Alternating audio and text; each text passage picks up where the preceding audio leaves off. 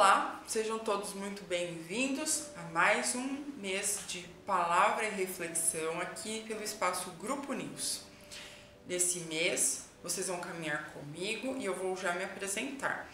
Me chamo Lívia, sou casada há quase 12 anos com o Wagner, temos 2 filhos por enquanto, a Marília, de 8 anos, e o Gabriel, de 4, e eu vivo em Itapevi, onde eu tenho servido nas reuniões familiares e também junto aos jovens aqui da nossa localidade. É um prazer estar com vocês. Nós vamos caminhar hoje, amanhã e depois. Teremos cerca de 30 minutos de reflexão cada um dos dias e eu espero que você fique com a gente até o fim.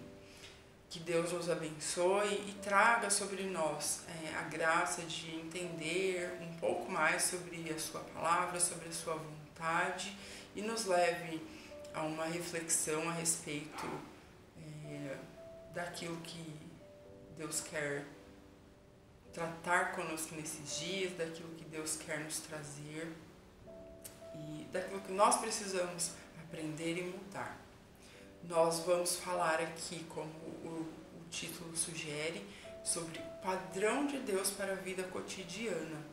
A ideia é nós fazermos reflexões, são reflexões que eu fiz, que eu venho fazendo há algum tempo, com base em Romanos 12, 1 e 2 e também em Isaías 55. Esses são os nossos textos base da nossa reflexão. E eu gostaria de compartilhar aqui com vocês algumas impressões e algumas reflexões que eu tenho feito a respeito disso. E o quanto nós podemos encontrar nessas palavras coisas que Deus tem nos movido a entender a respeito do seu padrão para a nossa vida cotidiana.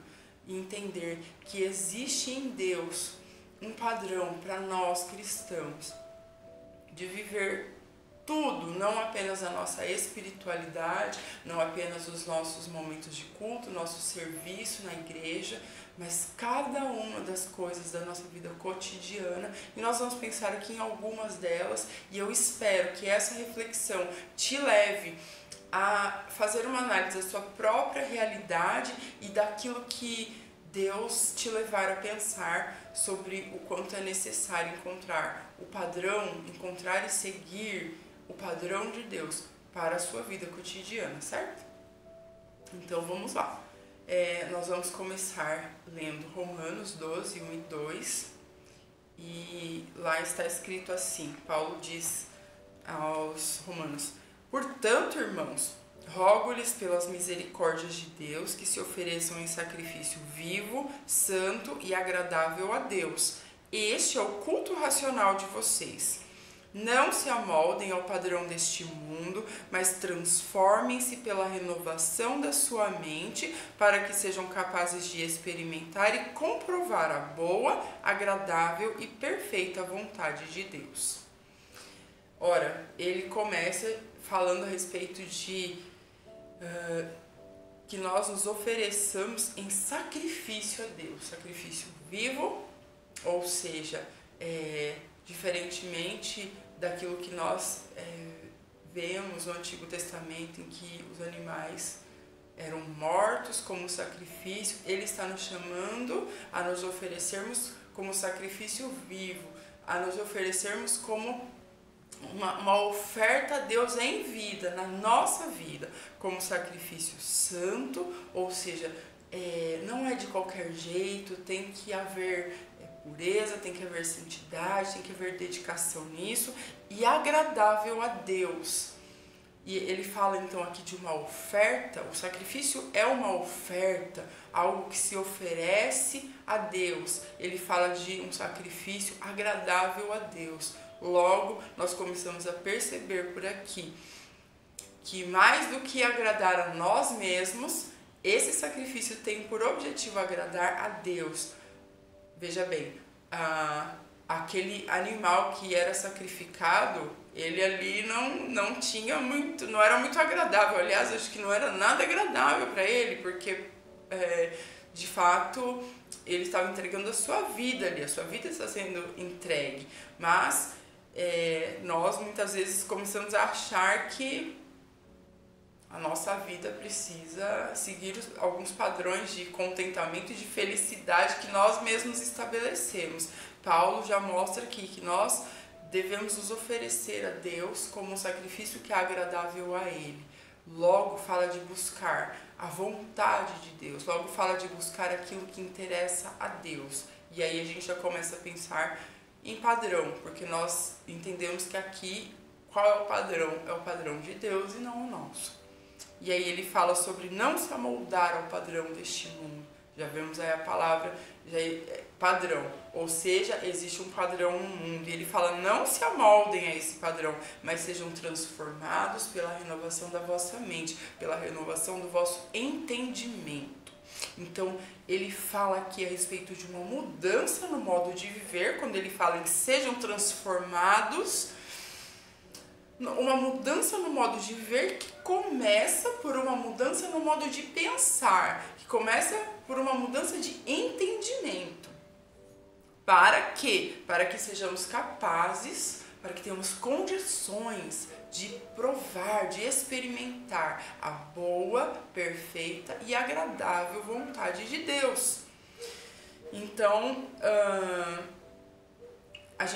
eu gostaria de ressaltar aqui que muito, ou talvez quase tudo, do que nós pensamos, dos conceitos que nós temos, eles têm influência do mundo em que nós vivemos.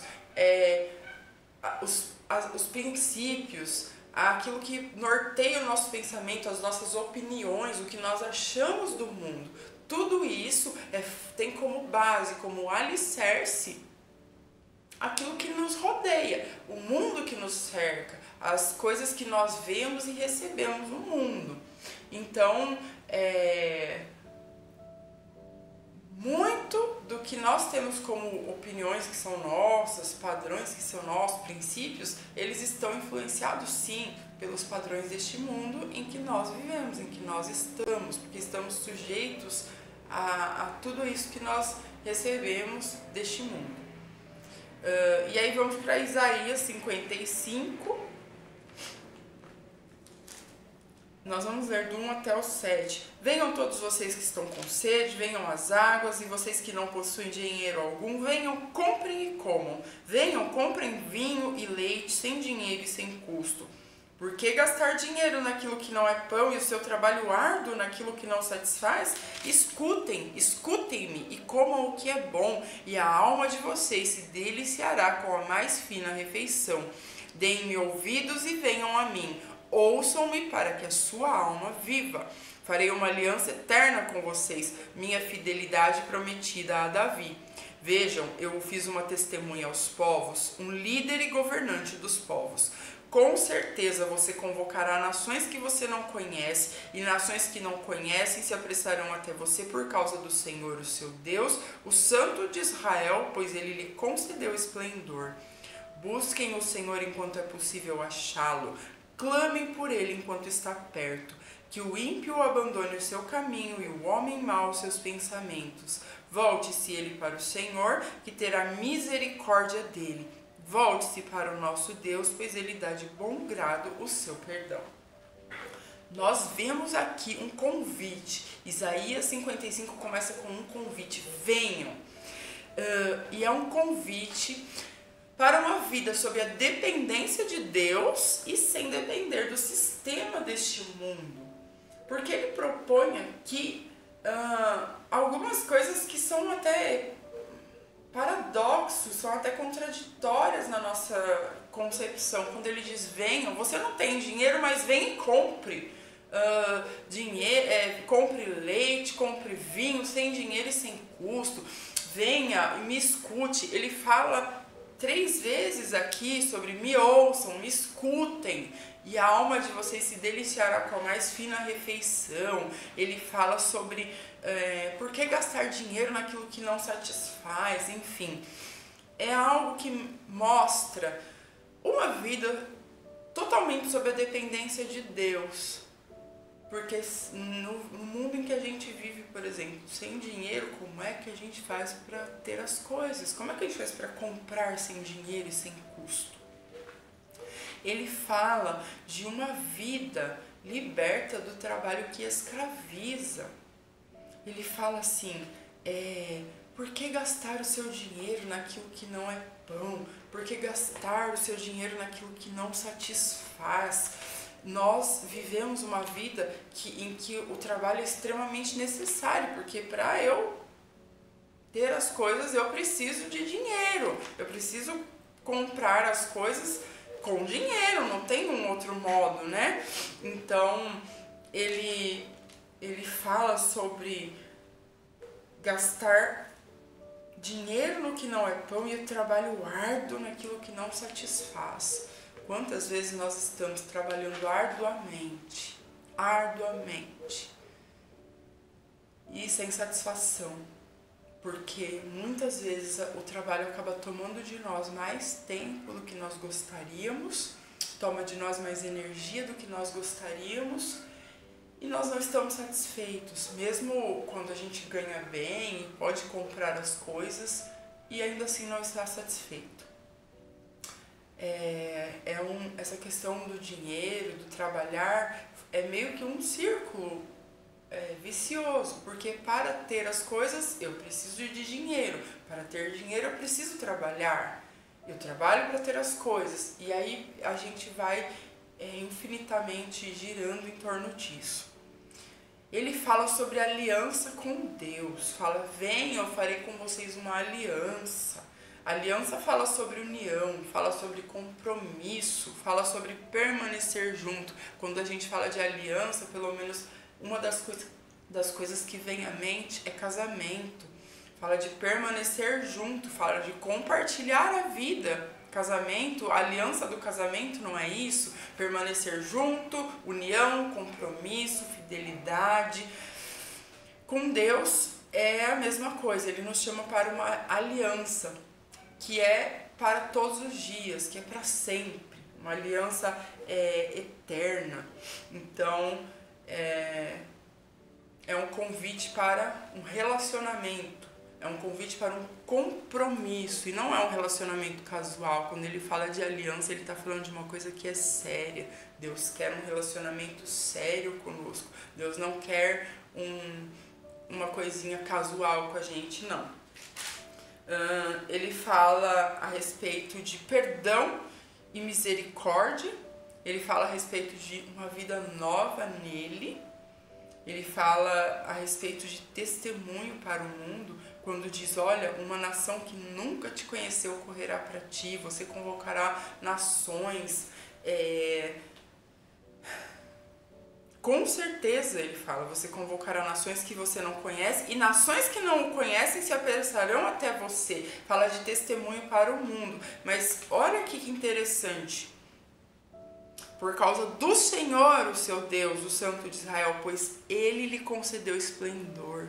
Fala de um convite a uma vida sob a dependência de Deus, sem depender das coisas deste mundo, do trabalho que escraviza, do dinheiro, e uma vida que vai nos dar esplendor, se nós entrarmos nessa aliança com Deus. Por causa do Senhor, pois ele lhe concedeu esplendor. Isso é algo que é importante ressaltar. Algo que vem dele e é para ele, porque dele, por ele e para ele são todas as coisas. Deus nos concede esplendor para nós darmos testemunho para o mundo. E aí eu falei de perdão e misericórdia, quando ele fala que o ímpio abandone o seu caminho, que o homem mau abandone os seus pensamentos. A gente volta para onde? Para Romanos 12, a mudança de vida que começa por uma mudança na mentalidade, na forma como eu penso. E a forma como eu penso se expressa com base naquilo que eu enxergo do mundo, naquilo que eu acho, nas minhas opiniões a respeito das coisas. Ele fala sobre mudar a mente, ele fala sobre deixar os seus maus pensamentos. Uma coisa que é uma vida nova em Deus, requer a outra, que é mudança de atitude, que é mudança de vida, que é transformação, que é renovação da mente. Uma coisa está ligada à outra. Vamos continuar. Antes de nós irmos para o próximo trecho de Isaías, eu lembrei aqui de Jeremias 10, versículos 1 e 2, em que ele diz assim: olha, Israel, ouça o Senhor teu Deus, e começa já dizendo: não aprendam as práticas das outras nações. Não aprendam as práticas das nações. Isso tem tudo a ver. Olha para como a palavra de Deus vai se complementando. E Deus está sempre falando, e nós vamos encontrando esse caminho de Deus ao longo das Escrituras. Não aprendam as práticas das nações, ou seja, existe um padrão no mundo. As nações têm um tipo de prática, têm um tipo de vida, têm um certo modo de viver. Não aprendam essas práticas, não aprendam esse modo de viver. Não se amoldem ao padrão deste mundo. É uma coisa complementar esse Jeremias 10 com Romanos 12. E aí nós vamos seguir aqui em Isaías 55 e perceber como essas coisas vão se entrelaçando ainda mais. Seguindo aqui, versículo 8 de Isaías 55. Pois os meus pensamentos não são os pensamentos de vocês, nem os seus caminhos são os meus caminhos, declara o Senhor.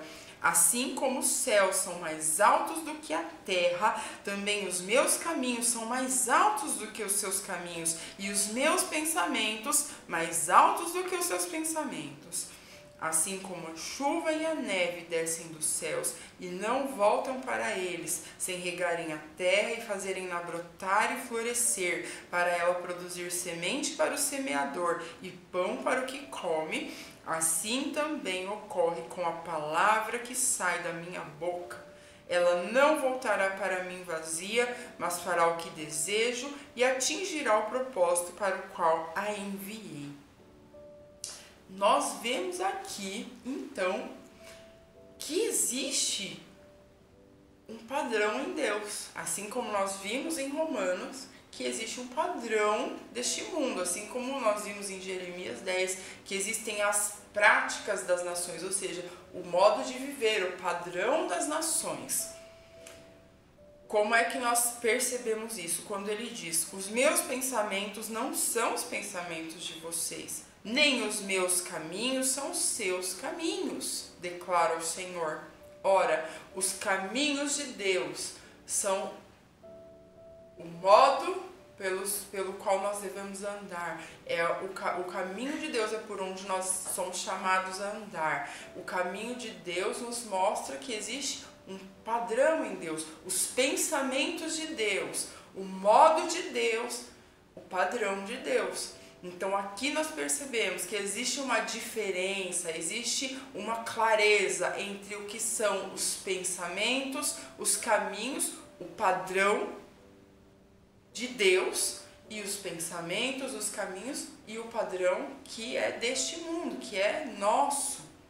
Ele começa a mostrar aqui que existe diferença, não é igual, são bem diferentes. E ele diz: como os céus são mais altos que a terra, também os meus caminhos são mais altos do que os seus caminhos. Então ele está mostrando aqui que existe uma distância entre os seus caminhos, o seu padrão, e os nossos caminhos, o nosso padrão, o padrão deste mundo, dando essa conotação de dizer que os caminhos deles são mais altos, são mais sublimes, são mais elevados do que os nossos. Então, para quem resolveu entrar em aliança, como nós vimos no primeiro trecho, é um convite aos sedentos, um convite para saciar a sua sede em Deus, um convite para saciar as suas necessidades em Deus, um convite para uma vida sob a dependência de Deus. Quem aceita esse convite está aceitando o convite para a aliança, quando ele diz: olha, eu farei com vocês uma aliança, eu farei com vocês uma aliança, eu farei com vocês um compromisso, eu quero ter um relacionamento sério, real, firme, imutável com vocês. Para quem fez essa aliança, para quem aceitou o convite, existe um jeito de viver, que é segundo o padrão de Deus, segundo os caminhos e os pensamentos de Deus. Ele fala aqui sobre também, assim como a chuva e a neve descem dos céus e não voltam para ele sem regarem a terra e fazerem-na brotar e florescer, para ela produzir semente para o semeador e pão para o que come. E aí ele fala, assim também acontecerá com a palavra que sai da minha boca. Então Deus pega aqui uma coisa que é da nossa vida cotidiana, que é a chuva, a neve, a terra que é regada por elas, a terra que vai brotar e florescer quando recebe água, para produzir semente para o semeador, pão para o que come. Isso são coisas da nossa realidade cotidiana, fazem parte da nossa realidade cotidiana. E aí Deus usa isso como um símbolo para falar da realidade espiritual, da sua palavra, que não sai da boca dele sem propósito e que não voltará para ele vazia, mas atingirá o propósito para o qual ela foi enviada.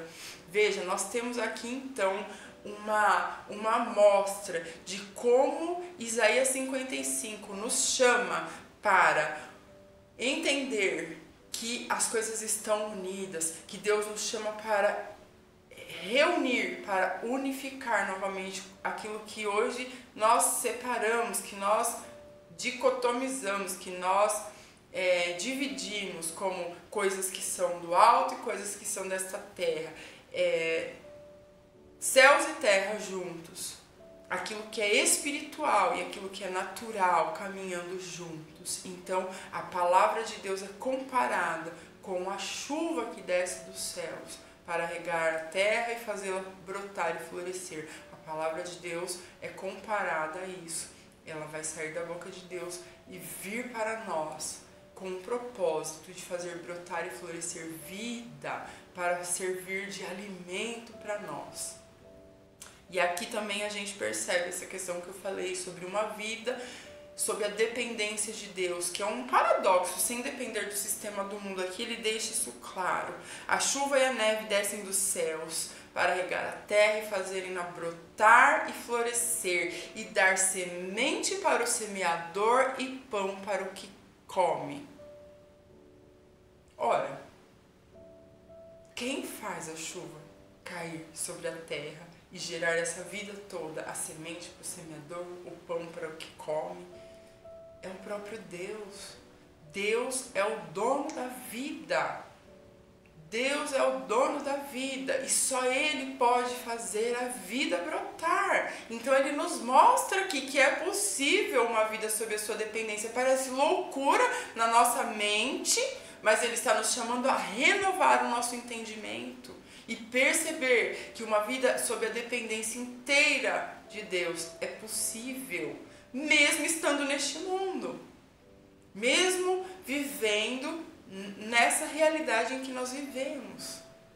Encontrar uma saída é alguma coisa que é paradoxal e é alguma coisa que a gente ainda não entendeu inteiramente, mas que nos chama para orar e clamar a Deus por mais revelação, por mais entendimento de como nós vamos viver esta vida em plenitude, entendendo que as coisas estão interligadas, que a terra é do Senhor, que a terra pertence ao Senhor, que é Ele quem faz a vida surgir, a vida brotar, a terra florescer.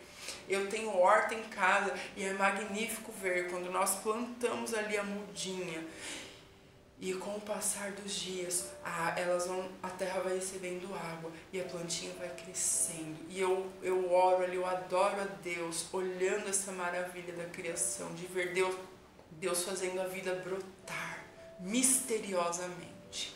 É um chamado a uma vida sob a dependência de Deus.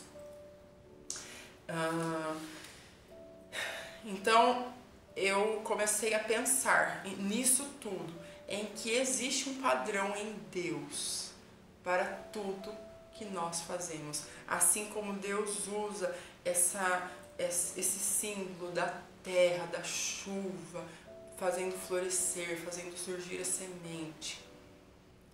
É uma coisa muito cotidiana, uma coisa que faz muito parte da vida humana.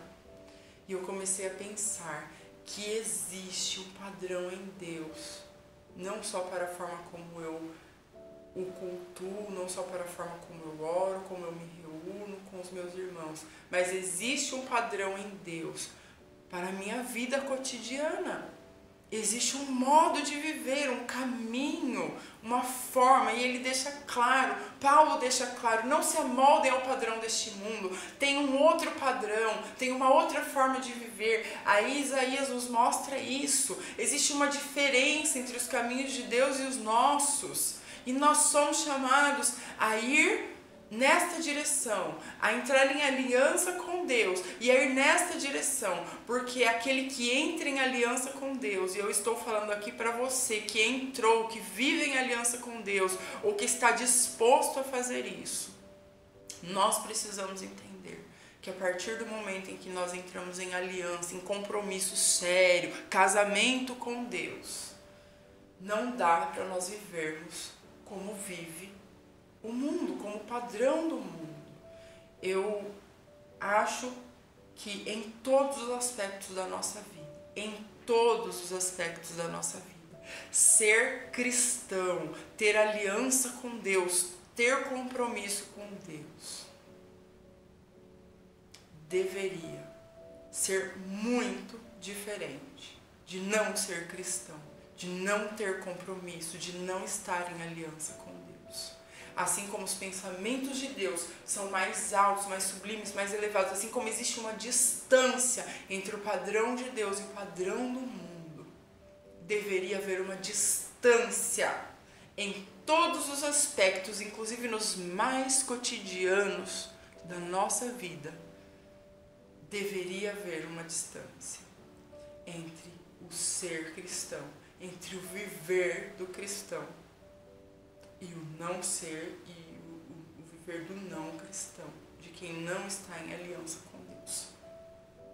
Romanos 12 fala sobre, a meu ver, cotidianizar a palavra, ou seja, tornar aquilo que é elevado, é sublime, é alto, é quase às vezes inatingível para nós, sobre tornar isso cotidiano, sobre tornar isso algo palpável, algo que eu vejo em cada uma das coisas que existe na minha vida, na minha rotina, naquilo que é habitual, que é corriqueiro do meu dia a dia.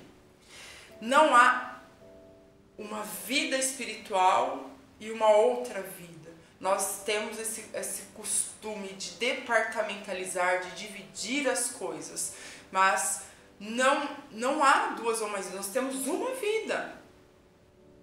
E toda ela deveria ser entregue a Deus como uma oferta.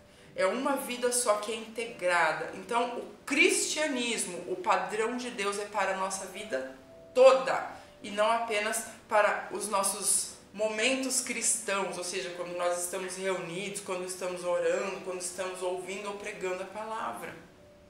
Há uma vida só, nós temos uma vida só, que é integrada e deveria ser integrada em todos os seus aspectos, dos mais elevados e espirituais aos mais corriqueiros e cotidianos.